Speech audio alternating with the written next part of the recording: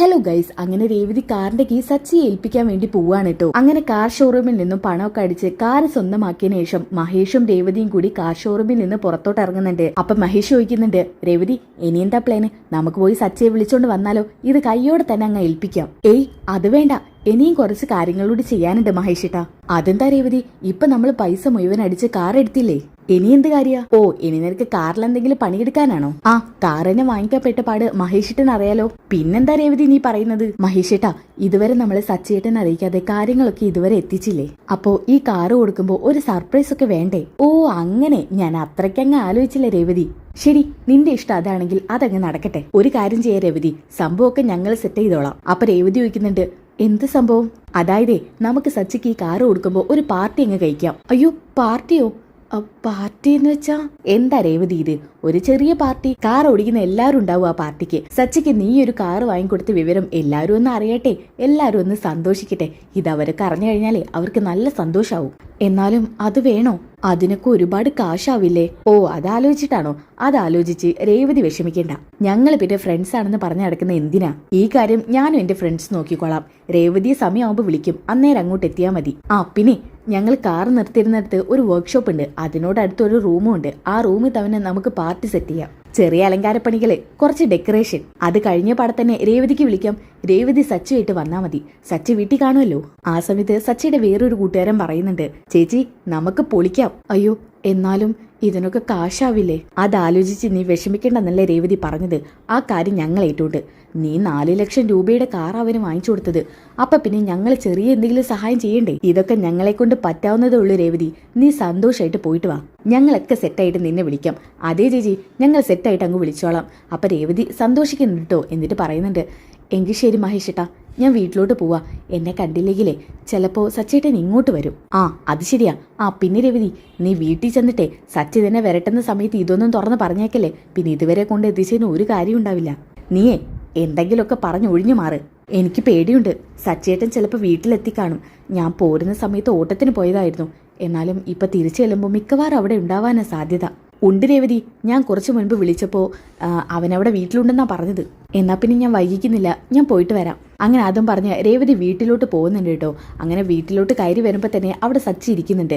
സച്ചി രേവതിയെ കണ്ടപ്പോൾ ഇങ്ങനെ ആക്കുന്നുണ്ട് കേട്ടോ. അതെ, ഇവിടെ ഒരാളുണ്ട്. എവിടേക്കാ പോകുന്നതെന്നോ വരുന്നതെന്നോ ഇതൊന്നും ആ ആളോട് പറയുന്നില്ല. അപ്പൊ രേവതി പറയുന്നുണ്ട്, ആ സച്ചേട്ടൻ ഇവിടെ ഇരിപ്പുണ്ടായിരുന്നു. ഓ, നിന്റെ മുന്നിൽ തന്നെ ഞാൻ ഉണ്ടായിട്ട് നീ എന്നെ കണ്ടില്ലേ? പിന്നെ എന്തിനാ എന്നോട് ഇത് ചോദിക്കുന്നത്? ഞാൻ സച്ചേട്ടനെ കാണാതിരിക്കോ? ആ അതൊക്കെ അവിടെ നിൽക്കട്ടെ, നീ ഇപ്പൊ എവിടെ പോയിരാ? അത് ഞാൻ എന്റെ വീട് വരെ പോയതാ. കള്ളം പറയേണ്ട രേവതി, നീ എന്റെ മുഖത്തോട്ട് നോക്ക്. നോക്കാൻ. അങ്ങനെ രേവതി സച്ചിയുടെ മുഖത്തോട്ട് നോക്കുന്നുണ്ട് കേട്ടോ. അപ്പൊ സച്ചി പറയുന്നുണ്ട്, നീ എന്റെ കണ്ണി നോക്കി പറ, നീ ഇപ്പൊ നിന്റെ വീട്ടിൽ പോയി വരുവാണെന്ന്. അത് സച്ചിയേട്ടാ, ആ സമയത്താണ് ചന്ദ്രമതി വരുന്നത്. പറയടി, പറഞ്ഞു കൊടുക്ക്. നിന്റെ നാക്കിറങ്ങിപ്പോയോ? പലിശയ്ക്ക് 25,000 രൂപയും വാങ്ങി അവൾ ഏതവന്റെ കൂടെ കറങ്ങി വന്നേക്കുവാ. അമ്മേ, എന്തൊക്കെയാ അമ്മീ പറയുന്നത്? പിന്നെ ഞാൻ എന്താടി പറയേണ്ടത്? 25,000 എന്തിനാ അയാളുടെ കയ്യിൽ നിന്ന് വാങ്ങിയെന്ന് ചോദിച്ചപ്പോ നീ എന്താ പറഞ്ഞത്? നിനക്ക് പൂക്കച്ചവടം ചെയ്തിട്ടേ 1.5 ലക്ഷം ഉറുപ്പിക ഇപ്പൊ അടുത്ത് കിട്ടിയതല്ലേ ഉള്ളൂ. അതെവിടെ പോയി? അത് കൂടാത്തതിന് നിനക്ക് 25,000 കടമായിട്ട് വാങ്ങണം അല്ലേ? ഇത് കേട്ടപ്പോ രേവതിക്ക് വലിയ വിഷമാവുക കേട്ടോ. അപ്പൊ സച്ചി പറയുന്നുണ്ട്, അതെ, ഇത് ഞാനും എന്റെ ഭാര്യയും തമ്മിലുള്ള വിഷയ. ഇത് ഞങ്ങൾ തീർത്തോളാം, നിങ്ങൾ ഇതിൽ കയറി ഇടപെടണ്ട. ഓ, കാര്യം പറഞ്ഞുതരാൻ ഞാൻ വേണം. എന്ത് ചെയ്യാനാ, അവസാനം കറിവേപ്പിലെ പോലെ എന്നെയൊക്കെ നീ എടുത്തെറിയും. അതുകൊണ്ട് തന്നെ എനിക്ക് നിന്നെ ഇഷ്ടമല്ലാത്തതും. നിങ്ങൾ എന്നെ ഇഷ്ടപ്പെടാനെന്ന് ഞാൻ നിർബന്ധം പിടിച്ചൊന്നുമില്ലല്ലോ. രേവതി, നീ പുറത്തോട്ട് വന്നേ. ഇവരുടെ മുന്നിൽ നിന്ന് സംസാരിച്ചാലേ ശരിയാത്തില്ല. ഇതും പറഞ്ഞ് രേവതിയുടെ കൈ പിടിച്ച് സച്ചി പുറത്തോട്ട് കൂട്ടിക്കൊണ്ടുപോകുന്നുണ്ട്. എന്നിട്ട് പറയുന്നുണ്ട്, രേവതി ഇനി പറ, നീ ഇപ്പൊ എവിടെ പോയി വരുവാ? സത്യം സത്യം പോലെ പറഞ്ഞാൽ നിനക്ക് നിന്റെ പാട്ടിന് പോവാ. അത് സച്ചിയേട്ടാ, ഞാൻ എനിക്കൊരു പൂക്കച്ചവടത്തിന്റെ ഓർഡർ കിട്ടിയിട്ടുണ്ട്. അവിടെ വരെ പോയതായിരുന്നു. പൂക്കച്ചവടത്തിന്റെ ഓർഡറോ? ശരി, എവിടെയാ കിട്ടിയിരിക്കുന്നത്? അത് നമ്മളെ ഇപ്പൊ ഒരു വലിയ ഓർഡർ കഴിഞ്ഞില്ലേ, അതിനുശേഷം എന്റെ ഒരു ബന്ധു തന്ന ഓർഡറാ. ഓക്കെ, അതവിടെ നിൽക്കട്ടെ. ഈ 25,000 രൂപയുടെ കണക്കമ്മ പറഞ്ഞല്ലോ, അതെന്തിനാ അയാളുടെ അടുത്തുനിന്ന് പലിശയ്ക്ക് വാങ്ങിയത്? അത് ഞാൻ പറഞ്ഞല്ലോ സച്ചിയേട്ടാ, പൂവിന്റെ ഓർഡർ എടുക്കാനായിരുന്നു. 25,000 രൂപ നിന്റെ കയ്യിൽ എടുക്കാനുണ്ടാകില്ലേ? നിനക്ക് 1.5 ലക്ഷം രൂപ മാല വിറ്റിട്ട് കിട്ടിയതാണല്ലോ. പിന്നെ നീ എന്തിനാ കടം വാങ്ങിക്കാൻ പോയത്? സച്ചേട്ടാ, ഞാൻ പറഞ്ഞല്ലോ പൂ വാങ്ങിക്കാനാണെന്ന്. അപ്പൊ ഞാൻ ചോദിച്ചതിന് മറുപടി ഇല്ലേ? അത് നമ്മുടെ കാശല്ലേ. അതിൽ നിന്ന് എടുക്കേണ്ടെന്ന് കരുതി. എന്തൊക്കെയാ രേവതി നീ ചെയ്യുന്നത് എന്ന് കരുതി പലിശക്ക് പണം വാങ്ങലാണോ? ഇതാ പറയുന്നതിന് ആവശ്യത്തിന് നിനക്ക് ബുദ്ധിയില്ലെന്ന്. ആ കൃത്യസമയത്ത് തന്നെ മഹേഷ് രേവതിയുടെ ഫോണിലേക്ക് വിളിക്കുന്നുണ്ട്. അപ്പൊ തന്നെ രേവതി ഫോൺ എടുത്ത് നോക്കുന്നുണ്ടോ. ആ സമയത്ത് മഹേഷ് എന്ന് എഴുതി കാണിച്ചപ്പോ തന്നെ രേവതി ഫോൺ എടുക്കുന്നില്ല. രേവതി, നിന്റെ ഫോണല്ലേ റിങ് ചെയ്യുന്നത്, അത് എടുക്ക്. അത് ഇങ്ങ് തന്നെ. ആരാ? ഇത് മഹേഷാണല്ലോ. മഹേഷ് എന്തിനാ നിന്റെ ഫോണിലേക്ക് വിളിക്കുന്നേ? എനിക്കറിയില്ല, ചിലപ്പോൾ സച്ചേട്ടൻ വിളിച്ചിട്ട് കിട്ടിക്കാണില്ല. ഓ അങ്ങനെയാണോ? എങ്കിൽ പിന്നെ നിന്റെ ഫോണിലേക്കല്ലേ വിളിച്ചത്, നീ എടുത്തോ. സച്ചേട്ടൻ എടുത്താൽ മതി. ശരി, അതിങ്ങത്താ. ഇതും പറഞ്ഞ് സച്ച ഫോൺ എടുക്കുന്നുണ്ട് കേട്ടോ. ഹലോ മഹേഷേ. ആ ആരാ ഇത്? സച്ചിയാ? അതേടാ, എന്റെ സംസാരം കേട്ട് നിനക്ക് മനസ്സിലാവുന്നില്ലേ? എന്തിനാ നീ രേവതിയുടെ ഫോണിലേക്ക് വിളിച്ച്? അതോ എടാ, എനിക്ക് ഒരു പൂക്കച്ചടത്തിന്റെ ഓർഡർ കിട്ടിയിട്ടുണ്ട്. വലിയ ഓർഡറാ. അതപ്പോ നിങ്ങൾക്ക് തരാൻ വേണ്ടി വിളിച്ചതായിരുന്നു. ഓ, ഓർഡർ കിട്ടിയോ? അത് രേവതി അറിയിക്കാന്ന് കരുതി വിളിച്ചതാ. ആഹാ, കൊള്ളാലോ രേവതി, നമ്മുടെ മഹേഷിന് വലിയൊരു ഓർഡർ കിട്ടിയെന്ന്. എടാ സച്ചി, നീയും രേവതി എത്രയും പെട്ടെന്ന് ഞാൻ പറഞ്ഞ സ്ഥലത്തേക്ക് വാ. എവിടേക്കാടാ? അതൊക്കെ ഞാൻ രേവതിയോട് പറഞ്ഞിട്ടുണ്ട്, നിങ്ങൾ പെട്ടെന്ന് വാ. അല്ല, അത് രേവതിക്ക് എങ്ങനെ അറിയാം? അത് ഞാൻ മറന്നുപോയി. ഞാനേ ഇവിടെ കാറ് നിർത്തിരുന്നിടത്തുണ്ട്, നീ ഇങ്ങോട്ടേക്ക് വന്നാ മതി, എല്ലാവരും ഉണ്ട് ഇവിടെ. ശരിയടാ. പിന്നെ രേവതിയെ കൂട്ടണേ. രേവതിയും കൂട്ടാം. ഇതും പറഞ്ഞ് സച്ചി ഫോൺ വെക്കുന്നുണ്ട്. രേവതി, മഹേഷ് അങ്ങോട്ട് പെട്ടെന്ന് ചെല്ലാൻ പറഞ്ഞ്. എങ്കിൽ പിന്നെ നമുക്ക് പോയാലോ? ശരി സച്ചിയേട്ടാ, നീ പെട്ടെന്ന് പോയിട്ട് റെഡിയാവും. എനിക്ക് റെഡിയാവാനൊന്നുമില്ല. എന്നാ പിന്നെ എനിക്കും റെഡിയാവാനില്ല. പെട്ടെന്ന് ചെന്നില്ലെങ്കിലേ ഓർഡർ നഷ്ടപ്പെടുന്ന അവൻ പറഞ്ഞത്. നമുക്ക് പെട്ടെന്ന് പോവാം. ഇതും പറഞ്ഞ് സച്ചി നേരെ പോയിട്ട് ഓട്ടോറിക്ഷ എടുക്കുന്നുണ്ട്. അങ്ങനെ രേവതിയും സച്ചിയും കൂടി അവർ കാറ് നിർത്തിയിരുന്ന സ്ഥലത്തേക്ക് എത്തുകയാണ്. അപ്പൊ അവിടെ തന്നെ മഹേഷ് നിൽപ്പുണ്ട് കേട്ടോ. മഹേഷിന്റെ കൂട്ടുകാരും ഉണ്ട്.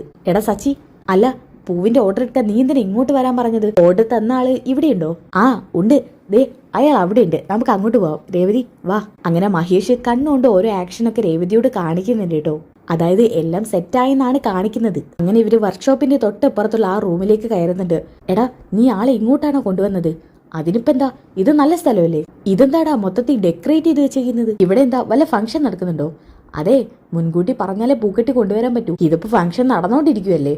കാര്യമൊക്കെ പറയടാ സച്ചി, നീ കിടന്ന് തിളക്കല്ലേ. രേവതി ദാ ഇത് പിടിക്ക്. ഇതും പറഞ്ഞ മഹേഷ് കാറിന്റെ കീ രേവതിയുടെ കയ്യിൽ വെച്ചു കൊടുക്കുന്നുണ്ട്. അതെന്താ? എടാ, എന്തേലും അഡ്വാൻസ് ആണോ? അഡ്വാൻസ് ആണ് ഞാൻ അവളുടെ കയ്യിൽ കൊടുത്തത്. അതിനി അവള് നിനക്ക് തരും. എന്താ? അവക്ക് കൊടുക്കുന്ന അഡ്വാൻസ് അവളല്ലേ വാങ്ങേണ്ടത്, അത് തന്നെ എനിക്ക്. സച്ചേട്ടാ, ഇതാ വലത് കൈ നീട്ടി വാങ്ങ്. എനിക്ക് വേണ്ട രേവതി, ഇത് നീ സൂക്ഷിച്ചാ മതി. അത് പറ്റില്ല, ഇത് സച്ചേട്ടൻ വാങ്ങിയേ പറ്റൂ. അപ്പോൾ സച്ചിയുടെ കൂട്ടുകാരൊക്കെ പറയുന്നുണ്ട് കേട്ടോ, സച്ചി അത് വാങ്ങ് സച്ചി, വലത് കൈ വെച്ച് വാങ്ങ്. എടാ, നിങ്ങൾക്ക് എന്തിനാണ് ഇത്ര ഉത്സാഹം കാണിക്കുന്നത്? അല്ല, പൂക്കച്ചവടത്തിന് വന്ന ആളെ കണ്ടില്ലല്ലോ. നീ അത് വാങ്ങ് സച്ചി, എന്നിട്ട് ആളെ വിളിക്കാം. എന്തൊക്കെയാ ഇവിടെ നടക്കുന്നത്? ശരി, അതിങ്ങ് തന്നേര്. അപ്പൊ രേവതി പറയുന്നുണ്ട്, ഇങ്ങനെയാണോ വാങ്ങുന്നത്? ഒന്ന് ചിരിക്കിന്റെ മാഷേ. അങ്ങനെ സച്ചി അറിയാതെ ചിരിച്ചു പോകുന്നുണ്ട് കേട്ടോ. അങ്ങനെ കാറിന്റെ കീ നേരെ സച്ചിയുടെ കയ്യിലോട്ട് വെച്ചു കൊടുക്കാണ്. കാറിന്റെ കീ കണ്ടപ്പോ സച്ചി ആകെ ഒന്ന് ഞെട്ടുന്നുണ്ട് കേട്ടോ. ഇതെന്താ കാറിന്റെ കീയോ? പൂ കേട്ടാൻ അഡ്വാൻസ് തരാൻ പറഞ്ഞിട്ട് കാറിന്റെ കീ ആണ് തന്നിരിക്കുന്നത്. അപ്പൊ മഹേഷ് പറയുന്നുണ്ട്, എടാ പൊക്കടാ. തൊട്ടപ്പുറത്തേക്കുന്ന കൂട്ടുകാരൻ ഒരു വലിയ കർട്ടൻ അങ്ങ് പൊക്കുന്നുണ്ട് കേട്ടോ. അപ്പൊ സച്ചിയുടെ കാറാണ് വെട്ടി തളിങ്ങി അവിടെ നിൽക്കുന്നത് കാണുന്നത്. ഈ കാറ് കണ്ടിട്ട് സച്ചി ആകെ ഞെട്ടി നിൽക്കാണ്. ഇതെന്താ മഹേഷേ? നീ ഞങ്ങളെ നോക്കണ്ട, നിന്റെ ഭാര്യയെ തന്നെ നോക്കിക്കോ. അവള് വാങ്ങിച്ചെന്ന കാറാ ഇത്. ആ സമയത്ത് രേവതിയെ നോക്കിയിട്ട് സച്ചി പറയുന്നുണ്ട്, രേവതി, ഈ കാറ് സച്ചേട്ടനുള്ളതാ. ഞാൻ സച്ചേട്ടന് വേണ്ടി വാങ്ങിയതാ. രേവതി, ആ കാശ് നീ കാറ് വാങ്ങാൻ വേണ്ടിയാണോ? അതെ സച്ചേട്ടാ. എന്തിനാ രേവതി ഇതൊക്കെ? സച്ചേട്ടനിപ്പോൾ കുറേ ലേറ്റ് ആയിട്ടാണ് വീട്ടിൽ വരുന്നത്. ഓട്ടോറിക്ഷ ഓടിച്ച് കിട്ടുന്നതൊന്നും ഒന്നും ആവില്ല. സച്ചേട്ടൻ കാറ് തന്നെ ഓടിക്കണം, അതാ എൻ്റെ ഇഷ്ടം. ഇത് കേട്ടപ്പോൾ സച്ചിക്ക് ഒരുപാട് സന്തോഷമാവുന്നിട്ടോ. സച്ചി പറയുന്നുണ്ട്, രേവതി, ഞാൻ സച്ചേട്ടന് ഇഷ്ടപ്പെട്ട കാറല്ലേ അത്, ഒരു കുറവും വരുത്തിയിട്ടില്ല. ആ കാറ് തന്നെ എടുത്തത്. സച്ചേട്ടൻ പോയി ഒന്ന് ഓടിച്ചു നോക്കി.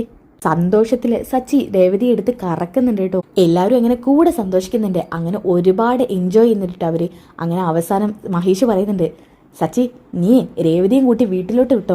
ഈ കാറിൽ തന്നെ തുടക്കമാവട്ടെ. ഇനി നിങ്ങളുടെ യാത്രയൊക്കെ ഐശ്വര്യമുള്ളതാവട്ടെ. ഇതും പറഞ്ഞ് സച്ചിയും രേവതിയും യാത്ര അയക്കുന്നുണ്ട്. ഇനി നല്ല കിടിലൻ ട്വിസ്റ്റ് നിറഞ്ഞ എപ്പിസോഡാണ് കേട്ടോ. വീട്ടിലെത്തുമ്പോൾ അച്ഛന് കാണിച്ചു കൊടുക്കുന്നതും ഭയങ്കര ഹാപ്പി ആവുന്നതും ഒക്കെ ആയിട്ടുള്ള എപ്പിസോഡുകളുണ്ട്. അപ്പോൾ ആ എപ്പിസോഡുകൾ കിട്ടാനായിട്ട് ചാനൽ സബ്സ്ക്രൈബ് ചെയ്തൊക്കെ വീഡിയോ ഒന്ന് ലൈക്ക് ചെയ്തേക്കുക. നെക്സ്റ്റ് എപ്പിസോഡ് ഒന്ന് കമൻറ്റ് ചെയ്തേക്കുക. അപ്പോൾ അടുത്ത വീഡിയോയിൽ കാണുന്നവരേക്കും എല്ലാവർക്കും ബൈ ഗായ്സ്.